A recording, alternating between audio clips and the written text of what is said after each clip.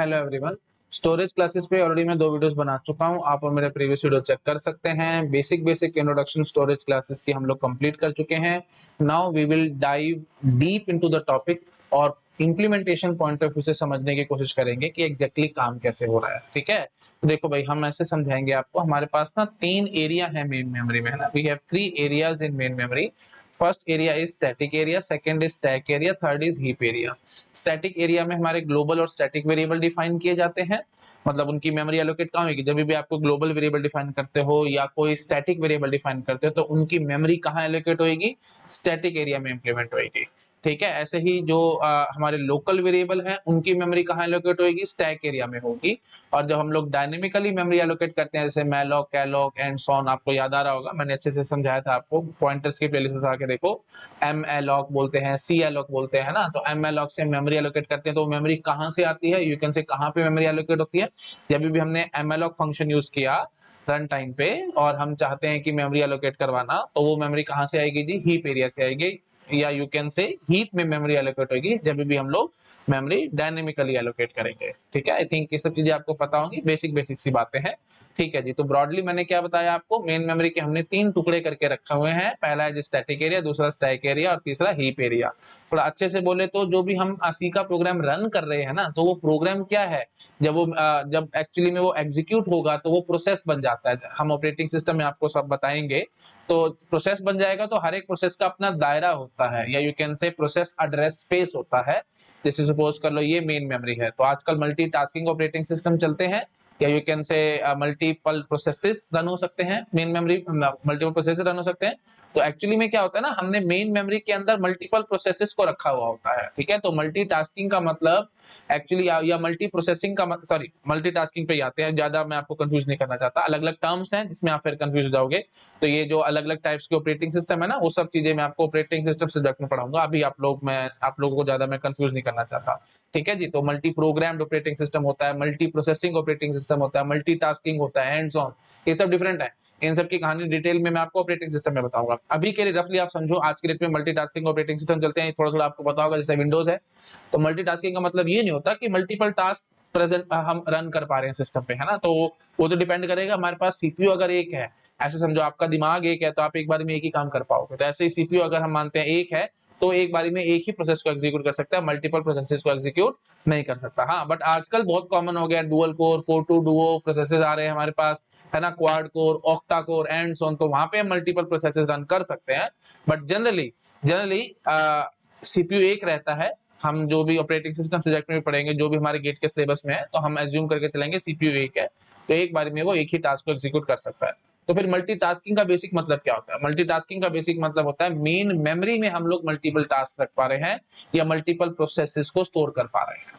ठीक है, तो अगर आप मेन मेमोरी में मल्टीपल प्रोसेसेस को स्टोर कर पा रहे हैं, तब हम उसको मल्टी प्रोग्राम्ड ऑपरेटिंग सिस्टम कह सकते हैं, या मल्टीटास्किंग भी कह सकते हैं।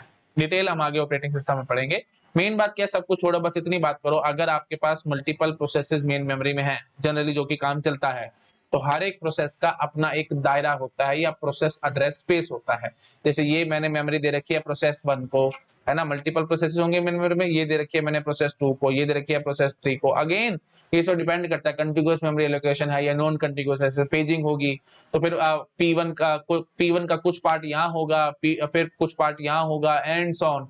तो अलग अलग जगह पे भी स्टोर हो सकता है। खैर ठीक है, उस सबको मारो गोली, मैं इतना डिटेल में नहीं जा रहा हूँ।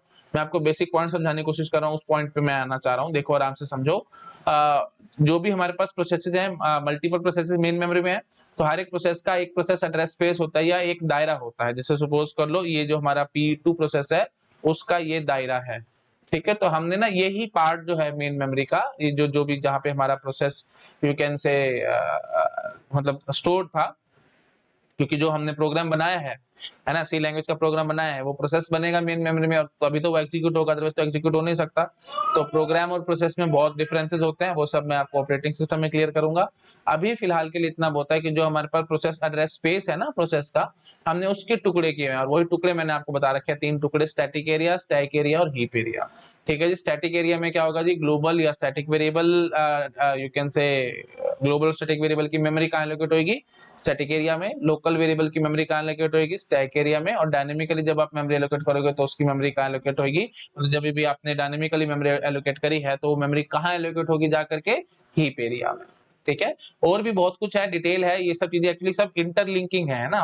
कंपाइलर डिजाइन का भी मेरे को यहाँ पे याद आ रहा है, कंपाइलर डिजाइन में भी मैं आपको ये सब चीजें और पढ़ाऊंगा और डीप में समझाने की कोशिश करूंगा कि स्टैक एरिया, हीप एरिया कैसे ग्रो करता है एंड सो ऑन। ठीक है, तो ऐसे समझ लो जैसे ये है हमारे पास, तो यहाँ से स्टैक एरिया आएगा और यहाँ से हीप एरिया आएगा, या वाइस वर्सा, मतलब यहाँ से आप हीप मान लो, यहाँ से आप स्टैक मान लो, तो ये उल्टे ग्रो करते हैं।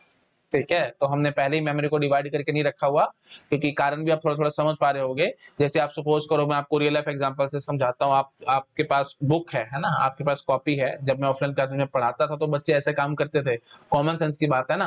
तो एक ही कॉपी में या एक ही रजिस्टर में दो सब्जेक्ट अगर आपको कवर अप करने हैं तो आप क्या करोगे, पहले से पार्टीशन करके रख लोगे, और आधा एक सब्जेक्ट के लिए और आधा दूसरे सब्जेक्ट के लिए। जैसे आपको you can say operating system और डीबीएमएस है ना, दो सब्जेक्ट्स हैं, तो दो सब्जेक्ट के लिए आप एक रजिस्टर लगाना चाहते हो तो पहले ही आधा करके रख लोगे। नहीं, ये थोड़ा सा काम अच्छा नहीं, क्योंकि आपको क्या पता, अभी तो सब्जेक्ट शुरू हुआ है, पता नहीं डीबीएमएस बड़ा निकला या ओएस बड़ा निकला, तो आपको क्या पता है ना। आपने पहले से आधा करके रखा हुआ होगा तो आपको परेशानी आएगी।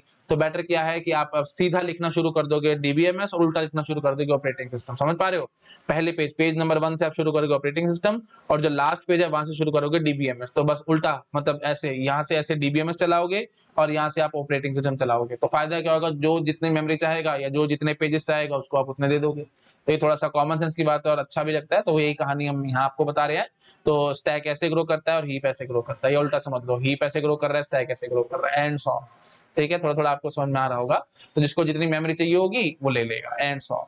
ठीक है जी, तो मेन बात क्या है, हमने आपको बेसिक कॉन्सेप्ट क्या समझाया है, तीन एरिया मेन मेमोरी में, स्टैटिक एरिया, स्टैक एरिया और हीप एरिया। ठीक है जी, अब एक बात ये ध्यान रखना, देखो मैंने कितना अच्छा ब्यूटीफुल पॉइंट लिखा है, during compile time memory will be allocated for global and static variable in static area. कहाँ पे, ड्यूरिंग कंपाइल टाइम, जब प्रोग्राम कंपाइल हो रहा है उसी टाइम पे ही स्टैटिक एरिया में किन किन की मेमोरी एलोकेट हो जाती है, ग्लोबल वेरिएबल की भी और स्टैटिक वेरिएबल की भी। क्योंकि ग्लोबल और स्टैटिक वेरिएबल कहाँ स्टोर होते हैं जाकर के, या कहाँ पे मेमोरी एलोकेट होते हैं, स्टैटिक एरिया में।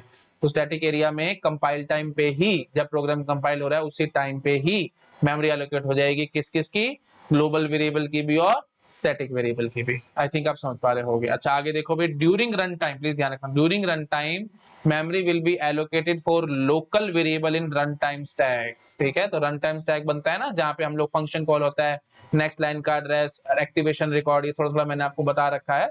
याद आ रहा है कि नहीं आ रहा है, ये देखो मैं बोलता था कि मेन फंक्शन को कॉल किया तो मेन फंक्शन का एक्टिवेशन रिकॉर्ड स्टैक में जाएगा एंड सो ऑन। तो ये रन टाइम स्टैक है जो रन टाइम पे बनता है। रन टाइम स्टैक को कह रहे हो कि रन टाइम पे ही ये बन रहा है।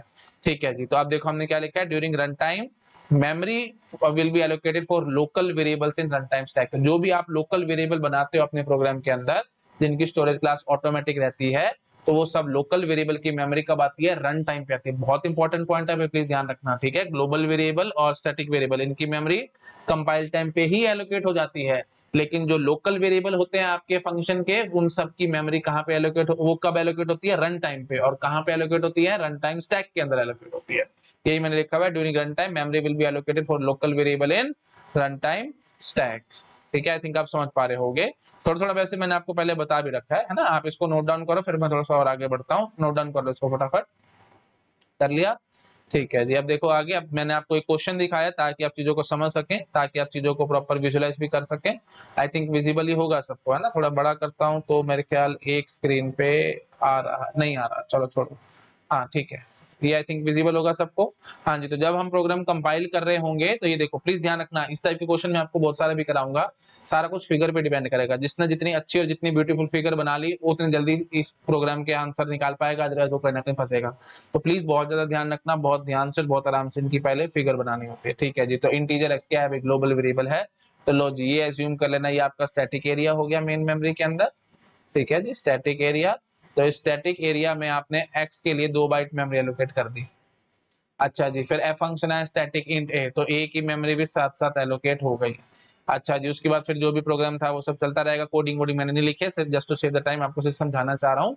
तो ये ग्लोबल वेरिएबल था इंटीजर x, तो उसके लिए उसकी मेमोरी कहाँ है, स्टैटिक एरिया में। और ये स्टैटिक वेरिएबल था, उसकी मेमोरी कहाँ है, स्टैटिक एरिया। बार बार समझा रहा हूँ, ग्लोबल और स्टैटिक वेरिएबल की मेमोरी कहाँ आएगी, स्टैटिक एरिया में। कब आएगी, जब प्रोग्राम कंपाइल हो रहा होगा, तो वही कंपाइल टाइम पे मैं सारी एलोकेट करता जा रहा हूँ।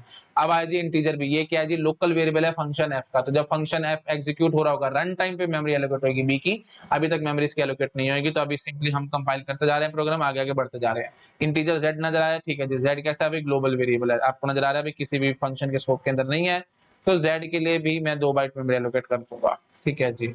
और ये लोकल था ना एक्स इंटीजर एक्स, तो ये इसके बाय डिफॉल्ट आपको पता है 0 वैल्यू से 0 वैल्यू मिलेगी, इसको याद आ रहा ना। ग्लोबल वेरिएबल की स्टोरेज क्लासेस एक्सटर्न और बाय डिफॉल्ट इनिशियल वैल्यू 0, याद आ रहा होगा। हाँ जी, ए एक स्टैटिक वेरिएबल है तो ऑब्वियसली इसकी भी डिफॉल्ट इनिशियल वैल्यू 0, जेड भी एक ग्लोबल वेरिएबल है तो इसकी भी डिफॉल्ट इनिशियल वैल्यू 0, ठीक है, हमने दे दिया। अब वॉइड मेन इंट वाई, तो वाई भी एक लोकल वेरिएबल था, ठीक है, मैंने इसकी मेमोरी अभी एलोकेट नहीं करी है, ठीक है, तो जब मेमोरी एलोकेट जब रन हो रहा होगा तब मेमोरी एलोकेट होगा, ठीक है जी। तो कंपाइल टाइम ओवर और हमने 3 वेरिएबल्स की मेमोरी एलोकेट कर रखी है। अच्छा जी, अब देखो, अब हम रन टाइम पे आते हैं, मतलब जब प्रोग्राम प्रॉपर एग्जीक्यूट होना स्टार्ट होगा, तो एंट्री पॉइंट क्या होता है भाई, मेन, तो हमने मेन फंक्शन को सबसे पहले कॉल किया, और जैसे ही मेन फंक्शन को कॉल किया तो रन टाइम स्टैक बनाना है, ठीक है जी, रन टाइम स्टैक बनाना है, और इसके अंदर हम लोग मेमोरी एलोकेट और क्या कर देंगे, एक्टिवेशन रिकॉर्ड बना देंगे मेन फंक्शन का। तो लो जी, ये मेन फंक्शन का एक्टिवेशन रिकॉर्ड हुआ क्योंकि मेन फंक्शन कॉल हुआ, याद है ना आपको, जैसे ही फंक्शन कॉल होता है, as soon as function is called its activation record will be pushed onto the stack। Please ध्यान रखना भाई, पॉइंट इंपॉर्टेंट है इसलिए मैं लिख देता हूँ, as soon as function is called, as soon as function is called its activation record। Detail पूरा एक्टिवेशन रिकॉर्ड में क्या होता है, बहुत सारी फील्ड्स होती हैं, आई थिंक 7 फील्ड्स होती हैं एंड सो ऑन, उन सब की इंफॉर्मेशन कंपाइलर डिजाइन में दूंगा, रन टाइम एनवायरनमेंट का एक टॉपिक आएगा वहां दूंगा, अभी इसमें हमारे को घुसने की जरूरत नहीं है, ठीक है। तो as soon as function is called its activation record is pushed on to the stack, is pushed on to stack, ठीक है जी, जैसे ही फंक्शन कॉल होगा उसका एक्टिवेशन रिकॉर्ड स्टैक के अंदर पुश हो जाएगा, प्लीज ये बात ध्यान रखना, ठीक है। एक्टिवेशन रिकॉर्ड में एग्जैक्टली क्या क्या होता है वो सारा कंपाइलर डिजाइन में आएगा, सब्जेक्ट सारे आपस में इंटरलिंक्ड है ना भाई, है ना, तो अभी सारा कुछ बता दूंगा तो खिचड़ी बन जाएगी सारी, आपकी दिमाग में चीजें आपको समझ नहीं आएंगी, अभी तो आपको प्रोग्राम और प्रोसेस में डिफरेंस भी नहीं पता, तो ऑपरेटिंग सिस्टम पढ़ेंगे उसके बाद चीजें थोड़ी थोड़ी और क्लियर हो जाएंगी आपको, ठीक है जी। चलो ओके जी, तो अब हमने मेन का एक्टिवेशन रिकॉर्ड बना दिया, हाँ जी, और मेन फंक्शन के अंदर आपने इंट वाई लिखा है, तो अब यहाँ पे देखो, ध्यान से देखो, मेन के अंदर मैं यहाँ पे जो मेन का एक्टिवेशन रिकॉर्ड बना है वहां पे स्टैक के अंदर मैं वाई की मेमोरी एलोकेट कर रहा हूँ, ठीक है जी। उसके बाद फिर आपने क्या किया भाई, सपोज करो यहाँ पे आपने एफ फंक्शन को कॉल किया होगा मेन के अंदर, ठीक है जी, as soon as function is called it activation record will be pushed on to the stack.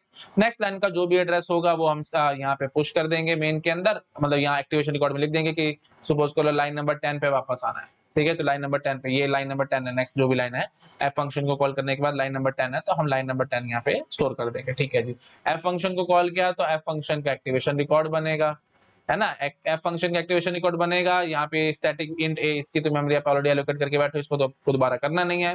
Int B आपको नजर आया, जैसे ही आपको इंट बी नजर आएगा, ये लोकल वेरिएबल था तो बी के लिए 2 बाइट मेमोरी आपने एलोकेट कर दी, ठीक है जी। अब जो भी कोडिंग थी वो सब कुछ कर करा के सारा कुछ आपने रिटर्न करवा लिया, एक क्लोजिंग ब्रैकेट देखी, मतलब फंक्शन एग्जीक्यूशन हमारी कंप्लीट होगी, फंक्शन एग्जीक्यूशन कंप्लीट होगी तो क्या होगा, उसका activation record will B popped from the stack, ठीक है। तो when function execution is completed, next point क्या होगा जी, when function execution is completed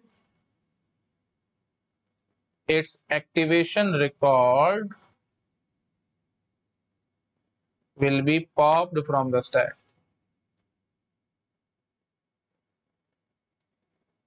ठीक है, जैसे ही फंक्शन एग्जीक्यूशन कंप्लीट होएगी तो एक्टिवेशन रिकॉर्ड पॉप ऑफ कर लेंगे हम लोग स्टैक में से, ठीक है जी। तो वही काम हम अब कर रहे हैं, हम इसको पॉप ऑफ कर रहे हैं, ठीक है। ओके जी, तो हमने देखा होगा कुछ रिटर्न हुआ होगा तो कोड पे डिपेंड करेगा, रिटर्न किया फंक्शन ने या क्लोजिंग ब्रैकेट देखी, मतलब एग्जीक्यूशन कंप्लीट हुई तो इसका activation record pop of, common sense से समझो, एक्टिवेशन रिकॉर्ड गया, एक्टिवेशन रिकॉर्ड के अंदर ही तो हमने बी वेरिएबल की मेमोरी एलोकेट कर रखी थी, तो जैसे इसको हटाया तो बी की मेमोरी डी एलोकेट हो जाएगी, ठीक है जी, प्लीज ध्यान रखना। इसलिए मैंने आपको बताया था लोकल वेरिएबल कब तक चलते हैं, जब तक उनका स्कोप और लाइफ टाइम डिफाइनिंग ब्लॉक था। स्कोप और लाइफ टाइम डिफाइनिंग ब्लॉक का मतलब क्या हुआ कि जैसे ही हमारी फंक्शन एग्जीक्यूशन कंप्लीट होगी उसकी मेमोरी डी एलोकेट हो जाएगी, लाइफ टाइम डिफाइनिंग ब्लॉक होने का मतलब जैसे ही फंक्शन की एग्जीक्यूशन कंप्लीट, उसकी यू कैन से उसका एक्टिवेशन रिकॉर्ड पॉप अप होगा, और एक्टिवेशन रिकॉर्ड पॉप अप होने के कारण मेमोरी भी डीएलोकेट हो जाएगी। तो याद है ना, लोकल वेरिएबल की बाय डिफॉल्ट लोकल वेरिएबल की स्टोरेज क्लास ऑटो रहती थी। तो automatic storage class, automatic is the name, auto is the keyword. तो ऑटोमेटिक स्टोरेज क्लास के केस में क्या होता था भाई, जो लाइफ टाइम था दैट वाज डिफाइनिंग ब्लॉक। तो डिफाइनिंग ब्लॉक का मतलब आपको अच्छे से क्लियर हो गया होगा कि हम यहाँ पे क्या कह रहे हैं, ठीक है ना। एक्टिवेशन रिकॉर्ड गया तो बी की मेमोरी भी उड़ गई, तो इसलिए इसका लाइफ टाइम डिफाइनिंग ब्लॉक था, है ना। तो बी का लाइफ टाइम लोकल वेरिएबल है ना भाई, इसका लाइफ टाइम क्या है भाई, डिफाइनिंग ब्लॉक मतलब ये है ना। तो जैसे ही आपने फंक्शन एग्जीक्यूशन कंप्लीट करी, खत्म। आई थिंक क्लियर हो गया होगा सबको मैं क्या कहने की कोशिश कर रहा हूँ, ठीक है जी। तो थोड़ा थोड़ा आपको क्लियर हो गया होगा हम कैसे काम कर रहे हैं। ये फिगर बड़ी इंपॉर्टेंट है ना, जब भी इस टाइप के क्वेश्चन मैं अभी कराऊंगा तो आपको और समझ में आएगा। अभी तो आपको लग रहा होगा कि सर टाइम पास हो रहा है, थोड़ा सा आगे बढ़ाओ और हमारे को आगे बताओ, लेकिन ये बड़े बेसिक पॉइंट है ना। ये अगर आपको ढंग से समझ नहीं आया तो आप बहुत ज्यादा फंसोगे। अभी क्वेश्चन कराऊंगा तो क्लियर हो जाएगा। बेसिक आइडिया सबको लग गया। अभी स्टैटिक एरिया अलग बनाना है, वहां पे अपने स्टैटिक वेरिएबल और ग्लोबल वेरिएबल की मेमोरी एलोकेट करनी है, और स्टैक बना करके उसके अंदर मेमोरी एलोकेट करते रहना जो भी लोकल वेरिएबल होंगे। समझ में आ गया? कर लो इसको नोट डाउन फटाफट, फिर मैं क्वेश्चन पे जंप कर रहा हूँ। कर लिया? चलो भाई, अब देखो भाई, ये आया ब्यूटीफुल क्वेश्चन। अब मैं देखता हूँ आपका कितना दिमाग चलता है। अगर आप इस क्वेश्चन को सॉल्व कर गए तो समझ लो आपके कंसेप्ट क्लियर है, अदरवाइज आप लोग फंस रहे हो। ठीक है, शुरू हो जाओ। Main int x is equal to 5 if minus minus x main, और ये देखो रिकर्शन होगी ना, ये है ना, रिकर्शन हो गया। ठीक है जी, तो अब हम देखो वही बात है, रिकर्शन है तो रन टाइम स्टैक की हम लोग हेल्प लेंगे, है ना। रादर इसको हॉरिजॉन्टल बना लूं। हॉरिजॉन्टल बनाने का फायदा ये है कि मैं काफी चीजें आपको साथ साथ दिखा सकूंगा, फर्क नहीं पड़ता, स्टैक जैसे मर्जी बना लो, आपकी मर्जी है। सबसे पहले आपने मेन फंक्शन को कॉल किया होगा, एंट्री पॉइंट है ये, तो मेन फंक्शन का एक एक्टिवेशन रिकॉर्ड हमारे पास बन गया। मेन फंक्शन का एक्टिवेशन रिकॉर्ड बना, और int x is equal to 5। अब देखो ये लोकल वेरिएबल है ना भाई, अगर स्टैटिक होता या ग्लोबल होता तो मैं अलग से यहाँ पे स्टैटिक एरिया में मेमोरी एलोकेट करता। अब यहाँ पे कुछ मेमोरी एलोकेट होनी नहीं, क्योंकि ये लोकल वेरिएबल था। ठीक है जी, तो आपने एक x वेरिएबल डिफाइन करा और उसके अंदर आपने वैल्यू क्या दे दी, 5। अब आपने क्या बोला, if minus minus x, minus minus x मतलब x की वैल्यू 5 थी तो 4 हो गई। तो इफ 4, आपको याद है मैंने आपको समझाया था an non zero value in case of C is true, तो that will be if true, मतलब वही बात है, एक्सप्रेशन हमारी ट्रू है, तो हम अंदर आकर के दोबारा से मेन फंक्शन को कॉल कर देंगे। अब क्योंकि आपने माइनस माइनस एक्स किया है तो इसका मतलब क्या हुआ, 5 को काट के अब आप क्या कर दोगे, 4। ठीक है जी, और इफ 4 किया विच इज ट्रू, तो आपने दोबारा से मेन फंक्शन को कॉल किया। जैसे आपने मेन फंक्शन को कॉल किया तो नेक्स्ट लाइन का एड्रेस स्टैक के अंदर पुश हो जाएगा और फंक्शन के लिए एक्टिवेशन रिकॉर्ड बनेगा। तो मान लेते हैं से लाइन नंबर 1 लाइन नंबर 2 रफली मैं लिख रहा हूँ, क्योंकि just to save the time आप अपने हिसाब से जो मर्जी लिख लेना। आप यहाँ से शुरू कर लो, यहाँ से शुरू कर लो, आपकी मर्जी, 1 2 3 4 5 जहाँ जो आपका मन करे वो लिखो। मेरे को सिर्फ आपको सिर्फ समझाना है, अगली लाइन का एड्रेस टैग के अंदर जाना चाहिए तो वो हमने डालना है बस। तो लाइन नंबर 2 का मैंने यहाँ लिख दिया है ना, नेक्स्ट लाइन का एड्रेस टैग के अंदर डाल दिया है। अच्छा रफ बात कर रहा हूँ, समझ पा रहे हो ना भाई, पूरा शुरू से यहाँ से शुरू रखते थे, line number 1 line number 2 line number 3 4 5 and so on. क्यों टाइम पास करना है भैया ना, मेरे को तो जो कंसेप्ट समझाना है मैं उस पर ध्यान लगाऊंगा, फालतू की लाइन नंबर डाल के टाइम पास क्यों करूं। मेन बात क्या है, नेक्स्ट लाइन का एड्रेस टैग के अंदर पुश होना था, मैंने इसको लाइन नंबर 1 मान लिया, इसको लाइन नंबर 2 मान लिया, तो 2 मैंने यहाँ पे रख लिया। और एक एक्टिवेशन रिकॉर्ड बना ले दोबारा से मेन का, क्यों, क्योंकि आपने मेन में बैठ करके मेन को दोबारा से कॉल किया है। मेन फंक्शन की डेफिनेशन में थे और मेन को आपने दोबारा से कॉल किया, ये समझ में आ रहा है ना भाई, this is what function calling. तो जैसे आप फंक्शन कॉल करोगे एक्टिवेशन रिकॉर्ड बनेगा, एक्टिवेशन रिकॉर्ड बन गया और आपने फिर से क्या बोला, int x is equal to 5। ठीक है जी, एक नया वेरिएबल x डिफाइन होगा, 5 वैल्यू आएगी, समझ पा रहे हो, जब जब आप मेन फंक्शन को कॉल करोगे एक एक नया नया x बनता चला जाएगा। ठीक है जी, तो फिर वही बात है, x को 5 को काट के आप क्या करोगे जी, 4, है ना। और आप क्या बोलोगे जी, इफ माइनस माइनस एक्स देखते आपने इसको 4 कर लिया है, और आपने बोला इफ 4, यस 4 इज ट्रू ना, ये समझ पा रहे हो ना भाई, इफ 4 ऐसे लिखा गया, any non zero value in case of C is true, तो 4 इज आल्सो ट्रू। तो ये जो हम जनरली क्या लिखते थे भाई, इफ एक्सप्रेशन ना, तो एक्सप्रेशन की वैल्यू अगर ट्रू होती थी तो हम इफ कंडीशन के अंदर आते थे, तो नहीं आते थे। तो अब इफ, तो वही बात है, 4 मतलब क्या है, ट्रू है। तो ठीक है जी, ट्रू है, तो फिर हम दोबारा से मेन फंक्शन को कॉल करेंगे, तो फिर वही बात है जी, मेन के अंदर बैठ के मेन को कॉल किया गया है, नेक्स्ट लाइन का एड्रेस टैग के अंदर पुश हो जाएगा और एक नया एक्टिवेशन रिकॉर्ड बनेगा मेन का, है ना। और फिर वही बात, x एक वेरिएबल डिफाइन होगा, उसमें 5 वैल्यू आएगी, माइनस माइनस एक्स करोगे तो ये 4 हो जाएगा, नेक्स्ट लाइन का and so on dot dot dot चलता रहेगा। ठीक है, तो अब आप क्या बोलोगे कि sir it will become a infinite loop. So it will you can say never it will never halt, यही चलता ही रहेगा प्रोग्राम, है ना, कभी बंद नहीं होगा, बार बारी, है ना, और कोई आउटपुट भी नहीं आना, क्योंकि जब तक ये फंक्शन कॉल कंप्लीट नहीं होगी, समझ पा रहे हो ना, इस फंक्शन ने इसको कॉल कर दिया, इसने इसको कॉल कर दिया, इसने इसको कॉल कर दिया एंड सो ऑन, जब स्टैक से पॉप होने शुरू होंगे तभी तो वापस आप यहाँ पे आकर के ये देखो, जैसे यहाँ पर ये वाला एक्टिवेशन रिकॉर्ड जब कंप्लीट हो जाएगा, यू कैन से ये फंक्शन कॉल कंप्लीट होगी, तभी आप यहाँ पर आकर के मेन की सेकंड लाइन को एग्जीक्यूट कर पाओगे। तो ये तो सारी उम्र कंप्लीट नहीं होना, क्योंकि आगे आगे आगे कॉल करता चले जा रहे हो, तो आउटपुट तो कुछ आना ही नहीं इस प्रोग्राम का। तो आप क्या बोलोगे जी, इस प्रोग्राम का नो आउटपुट एट ऑल, और पूछा जाएगा कि ये इनफाइनाइट लूप में कन्वर्ट हो रहा है, तो आपको लग रहा होगा कि इनफाइनाइट लूप बन रहा है, बट एक्चुअली ये इनफाइनाइट लूप नहीं बनेगा, प्लीज ध्यान रखना, this want become infinite loop. तो ये इनफाइनाइट लूप नहीं बनेगा। क्यों नहीं बनेगा? क्योंकि वही बात है, स्टैक के अंदर लिमिटेड स्पेस है, रन टाइम स्टैक है, मैंने अभी आपको समझाया था। ये देखो भाई, स्टैक इधर से ग्रो कर रहा है या हीप इधर से ग्रो कर रहा है, या उल्टा समझ लो, जो भी समझ लो। तो मैं मान रहा हूँ कि स्टैक हमारा यहाँ से ग्रो कर रहा है, तो ग्रो करता करता आप देखो वही बात है, किस हद तक ग्रो करेगा, यहीं तक ही तो जा पाएगा ना भाई, है ना। हम मानते हैं कि हीप से कुछ मेमोरी आई नहीं, रादर हमारे को चाहिए नहीं, डायनेमिकली मेमोरी एलोकेट तो हमने करी नहीं है, तो ठीक है जी, हीप का साइज 0 रह जाएगा अप्रोक्सीमेटली, पैसे समझ लो, रफली बात कर रहा हूँ मैं, पूरी डीप में नहीं जा रहा हूँ, ठीक है जी। तो ये ग्रो करता करता करता करता देखो कहां तक चला जाएगा, है ना, ज्यादा से ज्यादा यहाँ तक चला जाएगा, बस और क्या, है ना। तो इसकी बात तो मेमोरी तो खत्म होनी है, आज तो कल तो कंप्लीट होनी है, मेमोरी खत्म हो जाएगी, तो हम क्या कहेंगे भाई, स्टैक ओवरफ्लो, ठीक है। तो error will be what, stack overflow, stack overflow, ठीक है जी। प्लीज प्लीज ध्यान रखना, इनफाइनाइट लूप नहीं बनना। थ्योरेटिकली आप समझ सकते हैं इनफाइनाइट लूप बन रहा है, बट एक्चुअली में ये इनफाइनाइट लूप नहीं बनेगा, stack overflow error message will come on the screen, ठीक है। तो थोड़ी देर में, अभी तो नहीं, मतलब 2-4 मिनट बाद, depending upon the speed of your computer and memory, उसके हिसाब से देखेंगे, थोड़ी देर में आपके पास मैसेज आ जाएगा स्टैक ओवरफ्लो। आई थिंक समझ में आ रहा होगा सबको, ये सब चीजें मैंने आपको रिकर्शन में भी समझाई थी, नहीं याद आ तो रिकर्शन का मेरे आप वीडियो देख सकते हो। तो मेन बात क्या है, इनफाइनाइट लूप ये नहीं बनेगी। थ्योरेटिकली बोलोगे तो कह सकते हो कि इनफाइनाइट लूप बन गई है, बट प्रैक्टिकली जब आप किसी कंप्यूटर पे इस प्रोग्राम को रन करोगे तो इनफाइनाइट लूप नहीं बनेगी। थोड़ी देर में स्टैक ओवरफ्लो का एरर मैसेज आपकी स्क्रीन पे आ जाएगा। आई थिंक आगे अगर सबको समझ में, ज्यादा मेरे ख्याल से मेरे को बोलने की जरूरत नहीं है। तो ठीक है जी, तो इस प्रोग्राम का फिलहाल नो आउटपुट आया और इनफाइनाइट लूप में ये कन्वर्ट नहीं हुआ, स्टैक ओवरफ्लो एरर मैसेज आया। नोट डाउन करो फटाफट, फिर मैं थोड़ा सा चेंज करता हूँ इस प्रोग्राम के अंदर, ठीक है जी। फटाफट नोट डाउन करो इसको, है ना, नोट डाउन कर लो, मैं अब चेंज करने वाला हूँ। कर लिया? ठीक है जी। अब देखो भाई, अब मैं क्या कहता हूँ, अब देखो, अब ध्यान से देखना, अब मैं क्या करूंगा, now I will make this x as static, ठीक है। यही फर्क है भाई, प्लीज अगर ये प्रोग्राम आपको समझ में आ गया ना, फिर आप कोई भी प्रोग्राम आ जाए, दुनिया का कैसा भी प्रोग्राम आ जाए, आप उसको अटेम्प्ट कर लोगे, सब काम ट्रिवियल हो जाएगा। बट अगर ये प्रोग्राम अगर आपने ढंग से नहीं समझा तो आप फंसते रहोगे। हाँ जी, स्टैटिक इंडेक्स मैंने ऐसे कर लिया, ठीक है जी। तो वही बात है, अपना प्रोग्राम मैंने स्टार्ट किया, है ना, और प्रोग्राम कंपाइल हो रहा होगा, कंपाइल करते करते स्टैटिक नजर आएगा, तो क्या होगा जी, स्टैटिक एरिया में, ये है हमारा स्टैटिक एरिया, हम यहाँ पे एक्स की मेमोरी एलोकेट करेंगे और इसके अंदर क्या स्टोर कर देंगे, 5, ठीक है जी। ओके जी, और फिर हमने क्या बोला, इफ माइनस माइनस एक्स, तो एक्स को काट के, मैं 5 को काट के मैंने क्या कर दिया, 4, तो इफ 4 दोबारा से आपने मेन फंक्शन को कॉल कर दिया। तो अगेन वही समझ लो पहले तो, है ना, एक्टिवेशन रिकॉर्ड हमारे पास बना ही पड़ा है, तो हमने यहाँ पे वही बात है, जो कुछ लिखा हुआ था वही हम लिख लेते हैं, थोड़ा सा टाइम हमारा बच जाएगा। तो ये लाइन नंबर 1 है, लाइन नंबर 2 रफली मैंने लिखा है, आप जहां से चाहो वहां से लाइन नंबर शुरू कर सकते हो।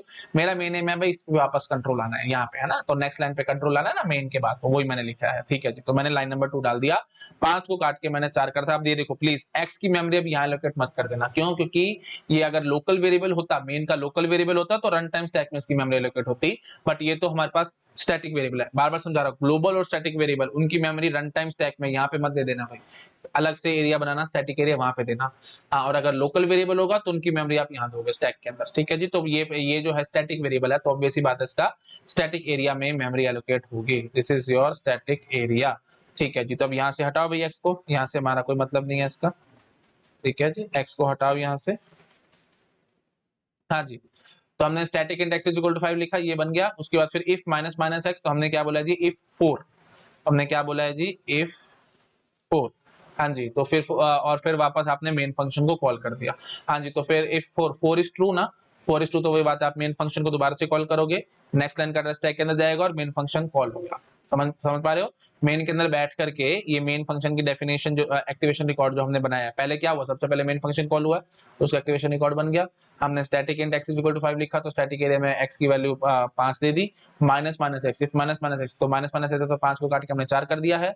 और इफ 4 बोला, हाँ जी इफ 4 विच इज ट्रू, क्योंकि any non zero value in case of C is true, मैं आपको ऑलरेडी बता चुका हूं। हमने मेन फंक्शन को कॉल कर दिया। अब देखो ध्यान से, मेन फंक्शन हमने कॉल किया किसमें, मेन के अंदर बैठ करके, तो ठीक है जी। तो नेक्स्ट लाइन का एड्रेस स्टैक के अंदर पुश होगा और मेन का एक एक्टिवेशन रिकॉर्ड बन जाएगा। मेन का एक्टिवेशन रिकॉर्ड बन चुका है। अब आप फिर वही बात है, static int x is equal to 5, क्या ये लाइन दोबारा चलेगी? नहीं, मैंने आपको बहुत बार समझाया था। नहीं याद आ रहा तो आप मेरी स्टैटिक स्टोरेज क्लास का वीडियो देख सकते हैं, प्रीवियस वीडियो, जो पहला वीडियो मैंने बनाया था स्टोरेज क्लासेस पे, स्टोरेज क्लासेस पार्ट 1, आप वो चेक करो। लास्ट में मैंने डिस्कस किया था, देखो शुरू में मैंने आपको बताया था ऑटोमेटिक स्टोरेज क्लास, फिर रजिस्टर स्टोरेज क्लास, तीसरी स्टोरेज क्लास थी हमारे पास स्टैटिक। तो टाइम हमारा कंप्लीट हो गया था, तो इसलिए फिर मैंने एक वीडियो और बनाया था एक्सटर्नल स्टोरेज क्लास के लिए, है ना। तो आप पार्ट 1 देखेंगे, ठीक है। पार्ट 1 में मैंने डिस्कस किए थे 3 स्टोरेज क्लासेस, ऑटोमेटिक, रजिस्टर और स्टैटिक।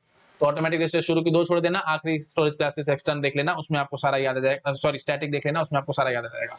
तो तीसरी स्टोरेज क्लास मैंने स्टैटिक डिस्कस करी थी पार्ट 1 में, है ना। आई थिंक 20-25 मिनट्स की बात, प्लीज मेरे को एक्जेक्टली टाइम भी नहीं याद, मैं इतना ज्यादा बोलना नहीं चाहिए मेरे को, आप प्लीज, मैं इतना करके भाग सकता था। पार्ट 1 देखो भाई, वहां पे मैंने एक्सप्लेन कर रखा है स्टैटिक स्टोरेज क्लास के बारे में। तो सिर्फ एक बार ही डिफाइन होंगे, बार बार कैसे डिफाइन हो जाए, और ऑब्वियस बात है बार बार होंगे भी कैसे। आप तो देखो स्टैटिक वेरिएबल के खास बात क्या है भाई, कंपाइल टाइम पे इसकी मेमोरी एलोकेट हो चुकी है। अब रन टाइम है, जब आप प्रोग्राम को एग्जीक्यूट कर रहे हो, जब प्रोग्राम को आप एग्जीक्यूट कर रहे हो, तो ये लाइन को इग्नोर किया जाएगा, कारण इस लाइन क्योंकि इसकी मेमोरी आप ऑलरेडी एलोकेट कर चुके हो, बार बार थोड़ी एलोकेट करते रहोगे। तो फिर तो डायरेक्टली आप ये कहना चाहते हो कि रन टाइम पे मेमोरी आ रही है इसकी? नहीं, कंपाइल टाइम पे आती है। एक बार आती है मेमोरी, या तो कंपाइल टाइम पे या रन टाइम पे, है ना। तो कंपाइल टाइम पे इसकी मेमोरी आ चुकी है, तो फिर रन टाइम पे हम इस स्टेटमेंट को इग्नोर करेंगे, हमारे को इससे कोई मतलब नहीं, हम इसको छोड़ देंगे। ठीक है जी। तो हाँ जी, तो अब हम क्या बोलेंगे जी, if minus minus x, x की वैल्यू 4 थी, तो माइनस माइनस एक्स करने का मतलब क्या होगा जी, 3 हो गया, है ना। तो 4 को काट के मैं क्या कर दूंगा जी, 3। हाँ जी, और यहाँ पे हम क्या लिखेंगे जी, इफ 3, बात समझ पा रहे हो। माइनस माइनस एक्स है ना भाई, एक्स माइनस माइनस होता तो फिर यहाँ पे इफ 4 मैं लिखता, है ना, और यहाँ पे मैं फिर माइनस कर देता। आई थिंक आप समझ पा रहे हो, है ना। प्री जानते हो भाई, प्री और पोस्ट में डिफरेंस तो जानते हो ना भाई। तो प्री है ना, तो पहले डिक्रीमेंट होगा, बाद में यूज होगा। और अगर यहाँ पे x माइनस माइनस होता, समझ पा रहे हो भाई, इफ x माइनस माइनस अगर कुछ ऐसा होता, तो मैं क्या बोलता, पहले x की वैल्यू को यूज करो, बाद में उसको डिक्रीमेंट करना। तो फिर मैं इसको कैसे ट्रीट करता, इफ 4 लाइक दिस, समझ पा रहे हो। अगर x माइनस माइनस होता, x की वैल्यू 5 लेके चले थे, तो मैं पहले यहाँ पे लिखता इफ 5। वाई इफ 5 यहाँ पे ऐसे क्यों लिखा जाता है, क्योंकि ये पोस्ट इंक्रीमेंट, पोस्ट डिक्रीमेंट है। पोस्ट डिक्रीमेंट का मतलब पहले आप यूज करोगे, बाद में डिक्रीमेंट करोगे, है ना। तो खैर ठीक है, इतना सब आप जानते हो। तो ठीक है जी, ये प्री था, तो इसलिए मैं प्री के हिसाब से चलने की कोशिश कर रहा हूं। तो मैं पहले इसको डिक्रीमेंट करूंगा, बाद में यूज करूंगा। तो मैं यहाँ पे क्या लिखूंगा जी, इफ 3, इफ 3 लिखूंगा, और लाइन नंबर 2 का एड्रेस मैं स्टैक के अंदर पुश कर दूंगा, क्योंकि दोबारा से मेन फंक्शन कॉल होना है, मेन फंक्शन दोबारा से कॉल होगा। हाँ जी, तो फिर वही बात, ये लाइन तो चलनी नहीं है ना, इस लाइन को आप छोड़ दो, और यहाँ पे आओगे आप माइनस माइनस एस करोगे, तो 3 को काट के क्या कर दोगे जी, 2। ठीक है जी, 2 कर दोगे, तो फिर वही बात है, अब आप क्या लिखोगे जी, इफ 2। बात समझ पा रहे हो, क्योंकि पहले डिक्रीमेंट होना है, बाद में यूज होना है। तो हमने फिर वही बात, इफ 2 लिखा, तो 2 any non zero value in case of C is true, तो इफ 2 विच इज ट्रू, तो ट्रू है, तो फिर वही बात है, मेन फंक्शन दोबारा से कॉल हो जाएगा, नेक्स्ट लाइन का एड्रेस स्टैक के अंदर पुश होगा, और अब आप क्या करोगे जी, मेन फंक्शन को कॉल करोगे। ठीक है जी, तो मेन फंक्शन को कॉल करोगे, तो फिर वही बात है, आप क्या लिखोगे जी, इफ 1, और लाइन नंबर 2 का एड्रेस टैग के अंदर चला जाएगा। अब मेरे ख्याल से मेरे को बोलने की जरूरत नहीं, आप सब लोग पकड़ चुके होंगे, टाइम बर्बाद है कुछ नहीं। हाँ जी, उसके बाद फिर आप क्या बोलोगे जी, इफ ऑफ 0। बात समझ पा रहे हो प्लीज।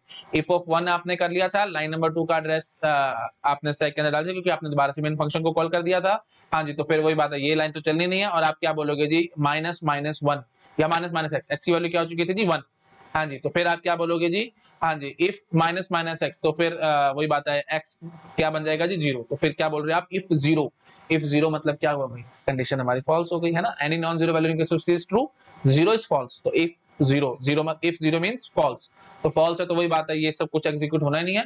तो ये फाइनली हमारा जो मेन का एक्टिवेशन रिकॉर्ड बना हुआ था हमारे पास, ठीक है ना, ये वाला जो एक्टिवेशन रिकॉर्ड बना है हमारे पास मेन का, ये वाला, ये पॉप अप हो जाएगा। तो ये कंप्लीट होगी इसकी एग्जीक्यूशन, है ना। ये सब चला ही नहीं तो क्लोजिंग ब्रैकेट दिखाई दी, तो वही बात है, एग्जीक्यूशन कंप्लीट, तो वापस हमारा कंट्रोल आ जाएगा जहाँ पे फंक्शन को कॉल किया गया था।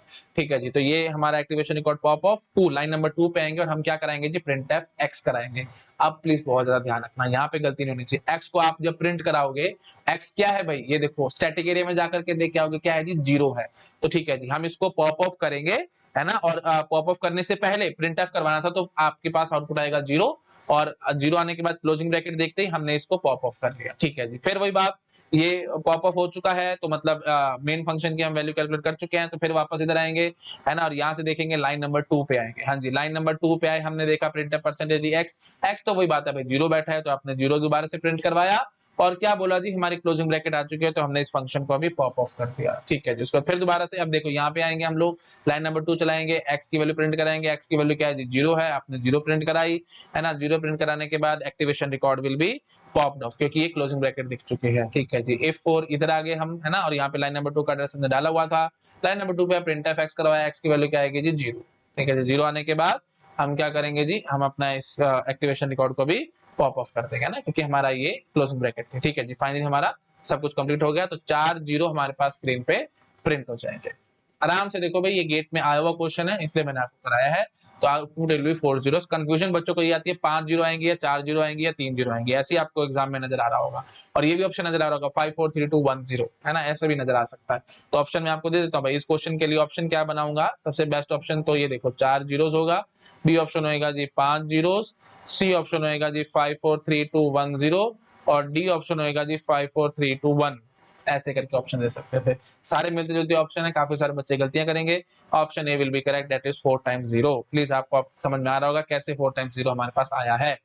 ठीक है, समझ में आ गया। अच्छा जी, अब देखो, अब यहाँ पे वही बात जो मैंने अभी आपको छोड़ा था, जो स्किप करती मैं वो दिखा देता हूँ। इफ एक्स माइनस माइनस करते हैं और फिर देखते हैं हमारे पास क्या आंसर आएगा। ठीक है, इसको फटाफट नोट डाउन करो, मैं छोटा कर देता हूँ, नोट डाउन करो। एक ही प्रोग्राम पे बार बार समझाता हूँ भाई, आसान क्वेश्चन पे टाइम जितना स्पेंड करना है कर लो, उसके बाद डिफिकल्ट चीज डिफिकल्ट नहीं लगेगी, डिफिकल्ट क्वेश्चन आपको डिफिकल्ट नहीं लगेंगे, आप बहुत आराम से काम कर पाओगे, क्योंकि आपके बेसिक्स बहुत ज्यादा स्ट्रॉन्ग हो जाएंगे। वही बेसिक्स में आपको यहाँ स्ट्रॉन्ग कर रहा हूँ, उसके बाद जब मैं और गेट की क्वेश्चन कराऊंगा तो आप एक झटके में सॉल्व करोगे, आपको 1% की भी दिक्कत नहीं आने वाली। ठीक है जी, फटाफट नोट डाउन करो भाई इसको। ठीक है, ये ऑप्शंस भी मैंने आपको दिए थे, तो पहले आप यहाँ तक नोट डाउन कर लो, और ये ऑप्शंस भी नोट डाउन कर लो। हाँ जी, अब मैं चेंज करूंगा इसको x माइनस माइनस से, और फिर हम देखते हैं क्या आउटपुट आएगा। ठीक है जी, तो पहले मैं क्या करता हूँ, मैं इस सब चीजों को रब कर लेता हूँ, हटा देता हूँ सब कुछ। ठीक है, काम थोड़ा सा हमारा आसान हो जाएगा। हाँ जी, तो बिना स्टैटिक के तो समझ चुके थे भाई, इनफाइनाइट लूप नहीं बनती, प्लीज ध्यान रखना है आपको, इनफाइनाइट लूप नहीं बनती, स्टैक ओवरफ्लो एरर मैसेज आएगा। आज नहीं तो कल हमारा स्टैक तो खत्म होगा, जब स्टैक खत्म हो जाएगा, फ्रीक्वेंसी स्टैक के अंदर मेमोरी खत्म हो जाएगी, तो बस मेमोरी हमारी खत्म हो जाएगी, एक्चुअली स्टैक फुल हो जाएगा, तो हम खत्म करेंगे, है ना। ठीक है, आई थिंक समझ पा रहे हो, इनफाइनाइट लूप नहीं बनती। ठीक है जी, तो अब वही बात है, इस प्रोग्राम के अंदर मैं थोड़ा सा चेंज करूंगा, मैं अब क्या बोलूंगा जी, इसको x माइनस माइनस। ठीक है जी, x minus minus post decrement मैंने कर दिया। अब आप जरा मुझे समझाओ इस प्रोग्राम का क्या आउटपुट आएगा, वही स्टैटिक वही सब कुछ लिखा हुआ है। तो देखो अभी प्रोग्राम हम कंपाइल करेंगे लाइन बाय लाइन, है ना। तो वही बात है, प्रोग्राम हमारा कंपाइल होगा, और ये स्टैक में यहाँ बना के रख लेता हूँ। ठीक है, हाँ जी, शुरू हो जाओ फटाफट से। हाँ जी, तो सबसे पहले आप प्रोग्राम कंपाइल करोगे, स्टैटिक नजर आया, तो स्टैटिक एरिया में x के लिए हम 2 बाइट मेमोरी एलोकेट करेंगे, एज्यूम कर रहे हैं इंटीजर के लिए 2 बाइट लगते हैं, तो 5 हमने इसके अंदर स्टोर करके रख लिया। ठीक है जी, अब देखो क्या हुआ जी, इफ x माइनस माइनस, तो सबसे पहले प्लीज बहुत ज्यादा ध्यान रखना, मेन फंक्शन आपने कॉल किया है, तो मेन का एक्टिवेशन रिकॉर्ड तो बनेगा ही बनेगा, और x की मेमोरी, क्योंकि स्टैटिक था, प्लीज यहाँ पे x की मेमोरी एलोकेट मत कर देना, है ना, ये स्टैक है, स्टैक के अंदर मेमोरी किसकी एलोकेट होगी, लोकल वेरिएबल की, तो ये तो एक स्टैटिक वेरिएबल है। स्टैटिक या ग्लोबल, बार बार समझा रहा हूँ, स्टैटिक एरिया में एलोकेट होगी उसकी मेमोरी। तो लो जी, स्टैटिक एरिया था, मैंने यहाँ मेमोरी एलोकेट कर दी, 5 हमने इसके अंदर स्टोर करके रख लिया। अच्छा जी, अब देखो अब क्या होगा जी, मेन का एक्टिवेशन रिकॉर्ड बना, क्योंकि मेन फंक्शन कॉल हुआ था सबसे पहले। हाँ जी, तो मेमोरी तो एलोकेट हुई नहीं, मेमोरी हमने यहाँ स्टैटिक में एरिया में एलोकेट करी है, यहाँ एलोकेट नहीं कर, this is your static area, है ना, हमने स्टैक के अंदर एलोकेट नहीं करी, रन टाइम स्टैक के अंदर एलोकेट नहीं करेंगे। ठीक है जी, तो इफ x माइनस माइनस, तो आपने क्या बोला जी, आराम से प्लीज बहुत ज्यादा ध्यान रखना, पोस्ट डिक्रीमेंट है, तो पहले यूज होगा बाद में डिक्रीमेंट होगा, तो आप क्या बोलोगे जी, इफ 5 लाइक दिस। ठीक है, हाँ जी, तो फिर वही बात है, 5 any non zero value in case of C is true, true रहा, तो आपने दोबारा से मेन फंक्शन को कॉल कर दिया और मेन के अंदर बैठ के मेन फंक्शन को कॉल कर रहे हो तो नेक्स्ट लाइन का एड्रेस स्टैक के अंदर पुश हो जाएगा। लो जी मैंने पुश कर दिया। प्लीज अब मेरे ख्याल से मेरे को ज्यादा बोलने की तो नहीं है। हाँ जी, तो फिर वही बात है, क्योंकि पोस्ट डिक्रीमेंट था, डिक्रीमेंट तो करना छोड़ना थोड़ी है, तो 5 को काट के आपने क्या कर दिया होगा जी 4।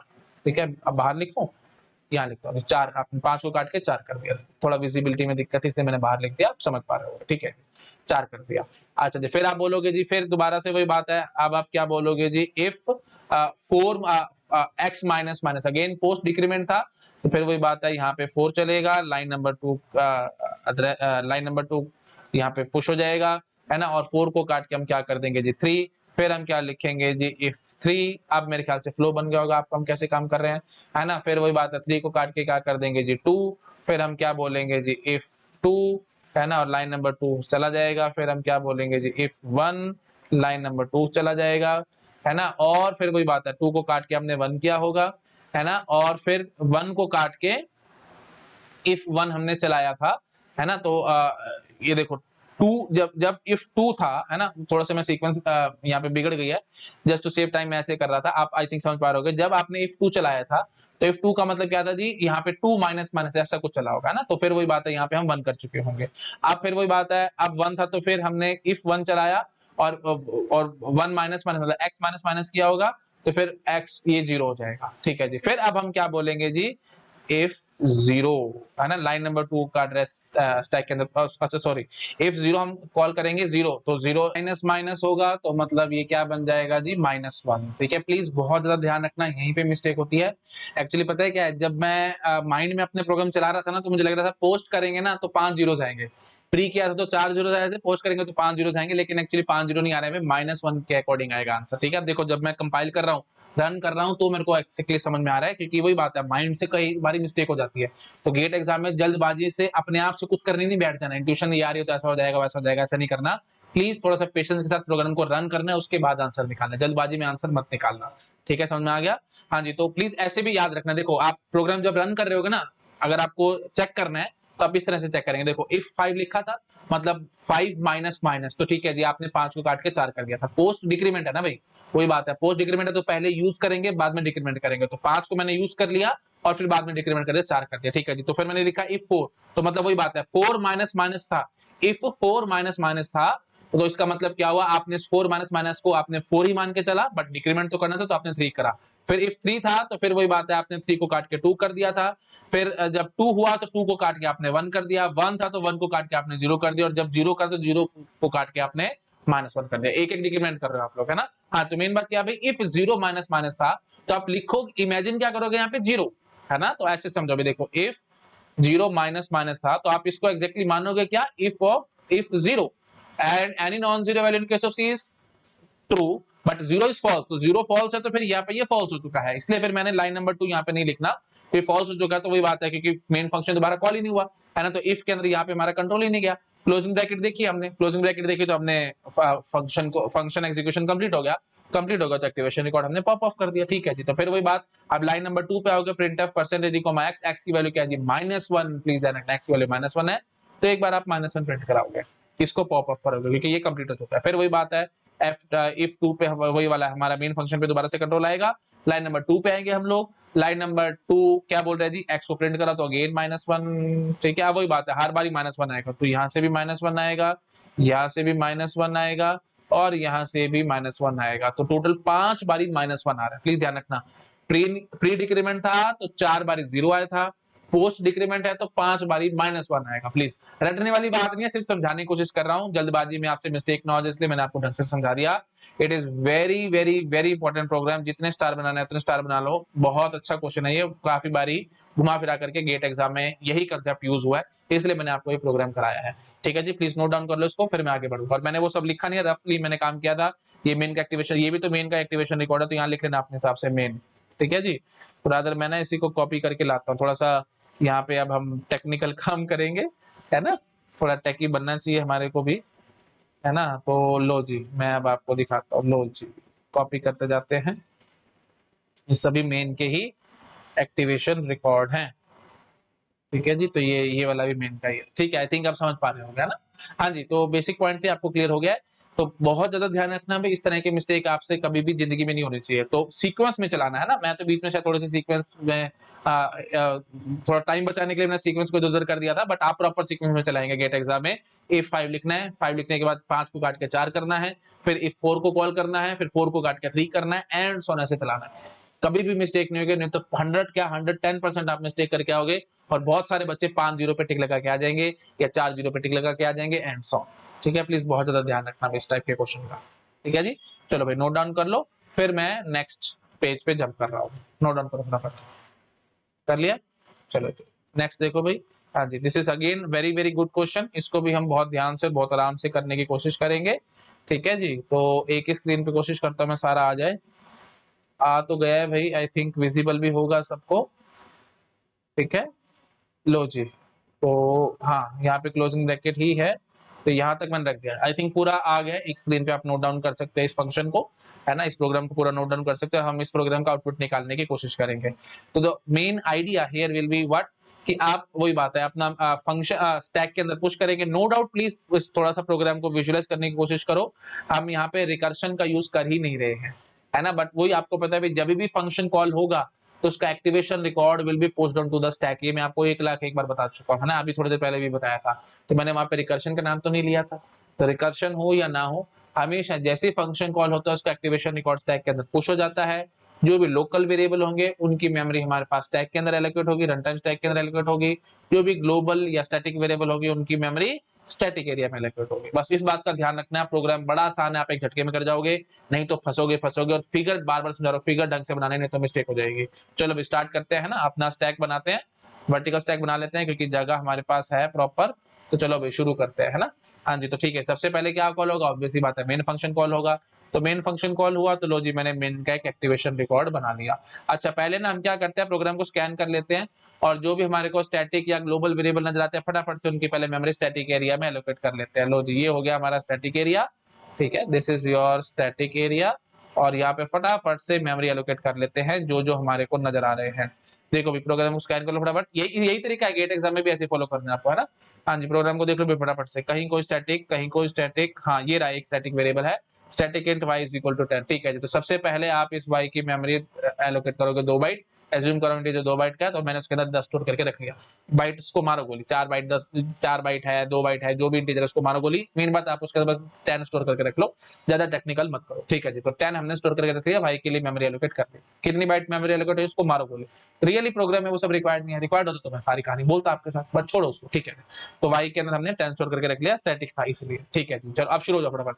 मेन फंक्शन कॉल हुआ, x 5 है y 10 है, तो लो जी x के लिए मेमोरी एलोकेट करो, लिखो 5। ठीक है जी, y के लिए मेमोरी एलोकेट करो, और क्या लिखोगे जी 10। ठीक है, y 10 है, और एक i है, i हमारा गार्बेज लेके बैठा होगा। और i is equal to 1, i less than equal to 2, i plus plus. ठीक है जी, मतलब 2 बार लूप चलनी है, बस मारो गोली, ज्यादा इतना कॉम्प्लेक्स मत करो, चीजें कंफ्यूज होगी। 2 बार आपने लूप चलानी है। ठीक है जी, तो पहली बार जब लूप चल रही होगी, i की वैल्यू जब 1 होगी, तब y plus is equal to fx plus gx, आप ये कहना चाह रहे हो। तो y में आपको इंक्रीमेंट करना है कितना, fx का भी और gx का भी। तो fx है तो फिर fx देख लेते हैं भाई, fx पे कंट्रोल लेके आएंगे, fx पे कंट्रोल लेके आएंगे तो फिर इंट y इसने एक डिफाइन किया। तो जैसे ही आप प्लीज ध्यान से समझो, y plus is equal to fx plus gx है, तो आपने मेन फंक्शन के लिए बैठ के fx फंक्शन को कॉल किया है, तो मैं एक एक्टिवेशन रिकॉर्ड बनाऊंगा किसका जी, fx का। ठीक है जी, थोड़ा सा इधर यहाँ बना लेता हूँ। लो जी, तो ये हो गया जी f फंक्शन का एक्टिवेशन रिकॉर्ड। ठीक है जी, और आपने x को पास किया था, तो यहाँ पे वही बात है, x की वैल्यू x के अंदर कॉपी हो जाएगी। तो एक नया x सबसे पहले तो बना लो यहाँ पे, प्लीज ध्यान रखना भाई, लोकल वेरिएबल है ना ये f फंक्शन का, नो डाउट ये फॉर्मल आर्गुमेंट है, बट फॉर्मल आर्गुमेंट तो एक लोकल वेरिएबल ही है फंक्शन का, जिसकी मेमोरी भी स्टैक के अंदर ही एलोकेट होगी। ठीक है जी, तो fx वाला जो फंक्शन था, f फंक्शन था, उसके पास अलग x है, मेन के पास अपना अलग x है, इसमें कोई टेंशन वाली बात नहीं है। और वही बात है, हमने x की वैल्यू ही यहाँ पे ट्रांसफर करी थी, तो ये जो 5 था यहाँ पे भी वही 5 आ गया। मेरे ख्याल से इसमें किसी को डाउट नहीं होगा। ठीक है जी, अब आपने एक नया वेरिएबल डिफाइन करा है जी y। लो जी, मैंने डिफाइन कर दिया है y, और y इज इक्वल टू आपने क्या कॉल कर दिया जी, gx फंक्शन को कॉल कर दिया। ठीक है जी, मैं आपकी बात मान गया। तो अब देखो f फंक्शन के अंदर बैठ करके हमने gx फंक्शन को कॉल किया है, तो ठीक है जी, लो जी हम एक gx फंक्शन के लिए एक एक्टिवेशन रिकॉर्ड बना देते हैं। ठीक है जी। नेक्स्ट लाइन का एड्रेस वगैरह वो सब मैंने नहीं लिखा है, जस्ट टू सेव टाइम, वो आपको याद ही है भाई, छोटा सा प्रोग्राम है, आपको याद ही है कि नेक्स्ट लाइन कहां से स्टार्ट होना है, एंड सो मैं वहां पे टाइम पास रियली नहीं करना चाह रहा हूँ, ठीक है, छोड़ो उसको, मारो गोली, है ना। हाँ जी ठीक है, तो ऑब्वियसली बात है एफ के बाद जीएक्स फंक्शन ही चलना है, तो वो हम अभी बात करेंगे आराम से, ठीक है। चलो आओ भाई वापस आओ। हाँ जी, तो एफ एक्स वाई की वैल्यू अभी जी एक्स से आएगी, तो जो भी आएगी हम यहाँ पे लिख लेंगे जी, है ना। यहाँ पे अभी क्वेश्चन मार्क डाल देते हैं हम लोग। क्या ये क्या दिखा रहा हूँ, सिर्फ वे दिखा रहा हूँ गेट एग्जाम में इस टाइप के क्वेश्चन को कैसे अटेम्प्ट करना है। क्वेश्चन रियली बहुत कॉम्प्लेक्स है, अगर आपने इस फिगर के हिसाब से नहीं करा तो भैया बहुत फंसोगे आप पेपर में, ठीक है। हाँ जी ठीक है जी, तो वाई पे मैंने क्वेश्चन मार्क अभी लगा करके रख दिया, क्योंकि मुझे नहीं पता अभी यहाँ पे अभी वैल्यू क्या आने वाली है, ठीक है जी। अच्छा जी, तो जी एक्स फंक्शन कॉल हुआ तो एक्स कॉपी हुआ ना भाई, एक्स क्या था जी, वही 5 था, समझ पा रहे हैं ना भाई। देखो x क्या है भाई, f का लोकल वेरिएबल है, और इसके अंदर x के अंदर क्या था जी, 5 था, तो ठीक है जी। तो gx फंक्शन आपने कॉल किया, तो फिर वही बात है, g नाम के फंक्शन में भी एक x वेरिएबल डिफाइन होगा, और उसके अंदर वैल्यू क्या आएगी, 5। मेरे ख्याल से किसी को कोई डाउट नहीं होगा, समझ पा रहे होगे। Static int y is equal to 10, ये हमने ऑलरेडी मेमोरी एलोकेट कर रखी है। y plus is equal to 2 कर दिया, तो इसका मतलब क्या हो गया जी, ये 12 बन गया, 2 का इंक्रीमेंट मारा है आपने इसमें, ठीक है जी। अब आपने क्या कर दिया जी, return x plus y, x plus y आपने रिटर्न करा। x यहाँ पे क्या था जी, प्लीज ध्यान रखना भाई, x gx में चल रहे हैं ना लोग, प्लीज ध्यान रखना भाई, gx में, क्योंकि सबसे ऊपर जो है वही हमारा स्टैक के अंदर है, यहाँ पे तो आप जा भी नहीं सकते, यहाँ पे भी आप एक्सेस नहीं कर सकते, स्टैक में सबसे टॉप एलिमेंट होगा आप उसी को एक्सेस कर सकते हो, ठीक है जी। तो x की वैल्यू क्या है, x प्लस वाई क्या था, x की वैल्यू 5 थी, y की वैल्यू क्या हो चुकी थी जी 12, 12 जमा 5 17, तो इसने क्या रिटर्न मारा जी 17, तो इसने क्या रिटर्न किया है जी 17, ठीक है जी। तो और वही बात है, फंक्शन हमारा ये क्लोज हो चुका है, तो इसका activation record will B popped of, और 17 यहाँ पे देखो जी फाइनली रिटर्न होके क्या आ गया जी 17, या y इक्वल टू जेएक्स लिखा था ना, 17 आपने रिटर्न कर दिया है। अब आपने यहाँ से फिर वही बात, ये देखो भाई आपने अब क्या किया जी, रिटर्न y किया है, तो y रिटर्न किया है, तो वही बात है, हमारा इस फंक्शन का भी एक्टिवेशन रिकॉर्ड पॉप ऑफ होगा, और y की वैल्यू आपने 17 भेजी है, तो fx मतलब डायरेक्टली क्या कहना चाहते हैं हम लोग, fx की वैल्यू 17 आ चुकी है। तो आपने यहाँ पे y की वैल्यू पहले 10 थी, तो 10 जमा 17 हो चुका है, तो मतलब अब ये क्या हो चुका है जी, 27 हो चुका है, और फिर प्लस gx आपने करना था। तो फिर आपके मन में आएगा, ठीक है जी, हमने अब दोबारा से gx फंक्शन को कॉल कर दिया, gx फंक्शन को कॉल कर दो, कंट्रोल यहाँ आएगा, ठीक है जी। तो अब ये दोनों एक्टिवेशन रिकॉर्ड हमारे पॉप अप हो चुके थे ना, तो अब gx का आएगा, अब ऑब्वियसली बात है जगह दोनों खाली है, यहाँ जगह खाली, तो फिर यहीं पे gx लाओ ना भाई, है ना, इसके ऊपर क्यों बनाना है, चाहो तो आप बना सकते हो क्योंकि आपकी कॉपी है ना, तो चलो मैं ऊपर ही बना देता हूँ, मुझे कोई फर्क नहीं पड़ता, है ना। बट जस्ट टू से, बट एक्चुअली में विजुअलाइजेशन में फिर आपको शायद प्रॉब्लम ना आ जाए, क्योंकि फिर जब हम डेटा स्ट्रक्चर एल्गोरिथम पढ़ रहे होंगे, वहां स्पेस कॉम्प्लेक्सिटी पढ़ाऊंगा, तो फिर आपके दिमाग में उल्टे सीधे ख्याल आएंगे, तो मैं नहीं चाहता वो सब ख्याल आए, मैं आपको सीधा सीधा ढंग से समझाऊंगा। आप यहाँ पे कॉपी में जगह हो तो प्लीज यहाँ बना लेना, नहीं तो जगह नहीं करना चाहते तो आप ऊपर बना लेना, बट मेन बात क्या है कि यहीं पे ही आएगा, प्लीज ये ध्यान रखना है ना, इस स्पेस को हम रीयूज करेंगे, ऐसा नहीं बोलना कि इसको रीयूज नहीं करना, ऊपर बनाना है एंड सो ऑन। भाई जो डिलीट हो गया, एक्टिवेशन रिकॉर्ड डिलीट हो चुका है, तो आप यहीं पे लाओगे ना भाई, ये भी खत्म है, ये भी खत्म है, तो सबसे ऊपर तो यही है, तो अब यहीं लाएंगे हम लोग, ठीक है, तो मैं यहीं लाऊंगा, है ना। प्लीज इसको नोट डाउन कर लो आप लोग, मैं हटा रहा हूँ। हाँ जी ठीक है जी, हटाया भी मैंने सारा कुछ, ठीक है। लो जी, तो अब मैंने जीएक्स का एक एक्टिवेशन रिकॉर्ड बनाया, ये भी हट चुका था भाई, है ना, ये सब हटाओ, इस सबसे अब हमारा कोई मतलब नहीं है। लो जी, फ्रेश जीएस का मैंने एक्टिवेशन रिकॉर्ड बनाया इसके लिए, हाँ जी, कंट्रोल आएगा इधर। हाँ जी, एक्स की वैल्यू क्या है भाई, कहां से देखेंगे एक्स की वैल्यू, हम मेन में चल रहे हैं, कंफ्यूज मत होना बिल्कुल भी, नहीं तो बहुत दिक्कत हो जाएगी। एक्स की वैल्यू क्या है जी, 5 है, ठीक है जी। तो अब एक्स, ये जो नया जी फंक्शन था उसका एक एक्स बनाया आपने, उसके अंदर क्या स्टोर किया होगा भाई, 5, इसमें किसी को डाउट ही नहीं होगा। हाँ जी, static int y equal to 10, क्या दोबारा चलाऊं, नहीं नहीं प्लीज, मैं आपको बहुत बार समझा चुका हूं, स्टैटिक वेरिएबल की मेमोरी ऑलरेडी एलोकेटेड है, अब हम बार बार इसको नहीं चलाना है, इसको इग्नोर मारेंगे, फर्स्ट टाइम चलाना है उसके बाद नहीं करना, ठीक है जी। हटाए भाई इसको, इस लाइन को हमने इग्नोर मारा। हाँ जी, तो y plus is equal to 2, तो y में फिर 2 का इंक्रीमेंट मारा, तो 12 के बाद क्या होगा जी 14। याद नहीं आ रहा ना स्टैटिक वगैरह, प्लीज मेरा स्टैटिक स्टोरेज क्लास का वीडियो देख लो भाई, नहीं तो आपको बहुत कंफ्यूज हो जाएगा, आपको समझ ही नहीं आएगा कि मैं यहाँ पे एग्जैक्टली करता क्या जा रहा हूँ, ठीक है जी। 12 को काट के 14, ये सारा कुछ क्यों याद रख पा रहे हैं हम लोग, क्योंकि स्टैटिक वेरिएबल का लाइफ टाइम होल प्रोग्राम था, तो during function call, between function call भी ये सब चलता जा रहा है, इसमें कोई टेंशन वाली बात नहीं, मतलब इसकी मेमोरी एलोकेटेड है, डीएलोकेट नहीं हुई है, ठीक है। हाँ जी, और ये जो जो यहाँ पे एफ एक्स और जी एक्स जो थे, उनके एक्स थे वो सारे उड़ चुके हैं ना, क्योंकि उनके लोकल वेरिएबल थे, हमने उनका एक्टिवेशन रिकॉर्ड पॉप ऑफ किया, तो वो सारे उड़ चुके हैं, ठीक है जी। तो मेन बात वापस आते हैं अपनी, हाँ जी, एक्स 5 था, हाँ जी, वाई की वैल्यू क्या हो चुकी है जी 14, तो रिटर्न एक्स प्लस वाई, तो 14 जमा 5 19, तो ठीक है जी 19 रिटर्न होगा जी, है ना। तो 19 रिटर्न होगा, तो ये भी बात है, एक्टिवेशन रिकॉर्ड हमारा पॉप ऑफ हो जाएगा, क्योंकि हम इसको कंप्लीट कर चुके हैं। 19 रिटर्न होगा, तो यहाँ पे जीएक्स की वैल्यू क्या आ चुकी है जी 19, तो ऑलरेडी हम 27 करे बैठे थे, 27 जमा 19 कर लो भाई, कितना आंसर आएगा चेक करना, 27 जमा 19 रादर ठीक 46 आएगा ना, क्योंकि सीधा सीधा करो 27 20 करते तो 47 होता, एक कम करो 46, ठीक है जी 46 आएगा जी। तो y को काट के हमने क्या कर दिया जी 46, ठीक है जी 46 हो चुका है। अब देखो अब आप क्या करो जी, प्रिंटफ परसेंटेज डी वाई, पूरी फंक्शन कॉल हो चुकी है ना भाई, y आप प्रिंट करा रहा, तो y की वैल्यू क्या प्रिंट हो जाएगी जी, प्लीज प्लीज प्लीज बहुत ज्यादा ध्यान रखना, y क्या है, y क्या है, लोकल है मेन का, मेन का लोकल है। ये जो वाई था ये स्टैटिक एरिया वाला था, इसको प्रिंट मत करा देना भाई प्लीज। जो स्टैटिक वाला मैंने आपको बाबा समझाया, स्टैटिक वेरिएबल का जो स्कोप होता है वो डिफाइनिंग ब्लॉक होता है, तो स्टैटिक सिर्फ जी में चलेगा भाई और कहीं नहीं चलने वाला।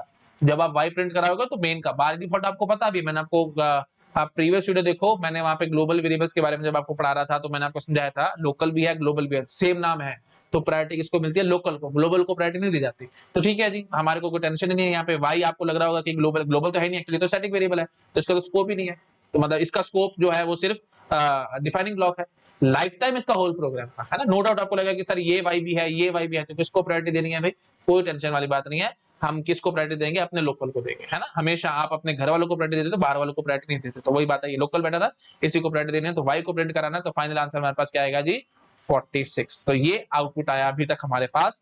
अभी फिर वही बात, ये दो बार ही चलाना है प्रोग्राम, तो इसलिए हमने i इज इक्वल टू 2 के लिए हमारे को इस पूरा प्रोग्राम दोबारा से रन करना पड़ेगा। फटाफट से करते हैं। तो y की वैल्यू आपको ऑलरेडी आप समझ चुके हो 46 आ चुकी है, तो y plus is equal to something करते हो, 46 प्लस समथिंग होगा। तो सबसे पहले आपने fx फंक्शन को कॉल किया है, तो ठीक है जी मैं fx को कॉल करता हूँ, मैं इस चीज को अब हटा रहा हूँ, ठीक है। तो वही बात है, fx फंक्शन को कॉल किया गया है, तो लो जी मैंने fx फंक्शन को कॉल कर दिया। फिर वो बात है x की वैल्यू क्या बनेगी जी 5 ही था, हमने इसको छेड़ा ही नहीं है, तो लो जी 5 आ गया इसके अंदर, ठीक है जी। y आपने वेरिएबल एक डिफाइन किया है, और y वेरिएबल डिफाइन करते आपने फिर gx फंक्शन को कॉल कर दिया, तो f फंक्शन के अंदर बैठ के g फंक्शन को कॉल किया गया है, तो ठीक है जी लो जी मैं gx का एक एक्टिवेशन रिकॉर्ड बनाऊंगा, हाँ जी। और gx में आकर के मैं क्या डिफाइन कर रहा हूँ, एक इंटीजर x, ये x की वैल्यू x में जाएगी ना भाई, ठीक है जी। तो एक x और बनाएंगे और उसके अंदर हम 5 डाल देंगे। प्लीज कंफ्यूज मत होना, मैं बार बार समझा चुका हूँ, बार बोलूंगा वीडियो लंबा होगा, अभी के लिए आप नोट डाउन कर सकते हो, ठीक है जी। तो x की वैल्यू फिर से 5 आ चुकी है, हाँ जी। फिर स्टैटिक इंट y इक्वल 10 दोबारा से नहीं करना, आपको पता है जी। फिर 2 का इंक्रीमेंट मारोगे, 14 को काट के क्या कर दोगे जी 16 कर दोगे।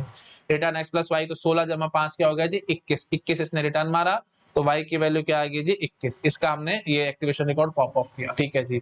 अब y की वैल्यू 21 आ चुकी है, तो फिर वही बात है, अब ये देखो भाई y इक्वल टू gx था, तो यहाँ पे हम 21 लिख चुके हैं, रिटर्न y करेंगे तो वही बात है 21 रिटर्न होगा, तो ये फंक्शन एक्टिवेशन रिकॉर्ड भी पॉप अप होगा, और 21 आप रिटर्न करोगे, तो 21 fx की वैल्यू क्या आ चुकी है जी 21 आ चुके हैं, तो 46 प्लस 21 हम कर चुके हैं।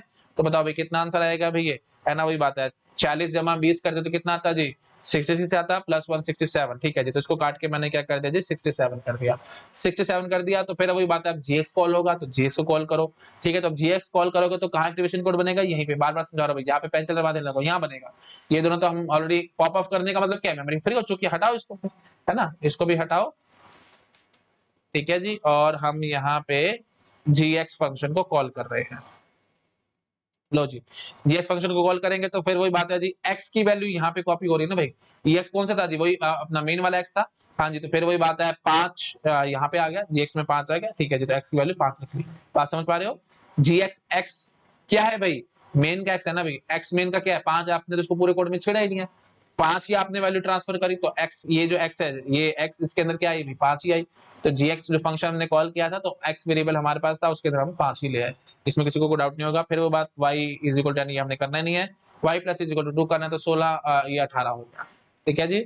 अच्छा जी, अब फिर वही बात है, 18 होने के बाद रिटर्न x प्लस वाई, 18 जमा 5 क्या हो गया जी 23, तो 23 रिटर्न मारेगा जी, तो यहाँ पे gx क्या आ गया जी 23 आ गया, तो प्लस 23 और करो, तो 67 प्लस 23 करोगे तो कितना बन के आएगा जी, ये 90 बन के आएगा, ठीक है जी, है ना। और ये वही बात है, रिटर्न हो चुका था, तो एक्टिवेशन रिकॉर्ड पॉप ऑफ करेंगे तो 90 आया, तो ठीक है जी। तो फिर दोबारा से प्रिंट करा तो 46 और 90 ये आंसर आ जाएगा, ठीक है। 46 ऑलरेडी आ चुका था, और प्रिंट आप करा रहे हो आप y को, तो y की वैल्यू क्या आएगी जी 90, तो 46 और 90, this is my final answer, ठीक है जी। क्वेश्चन आपको लग रहा होगा शायद बहुत डिफिकल्ट है, आंसर कुछ भी नहीं है भाई, जैसे कह रखा होता है ना, मैं बताऊं ये क्वेश्चंस मेरे को डेड इजी लगते हैं, डेड इजी, कारण बहुत सिंपल है, कुछ भी नहीं होता भाई, जैसे जैसे कहा जाए वैसे वैसे करते जाओ।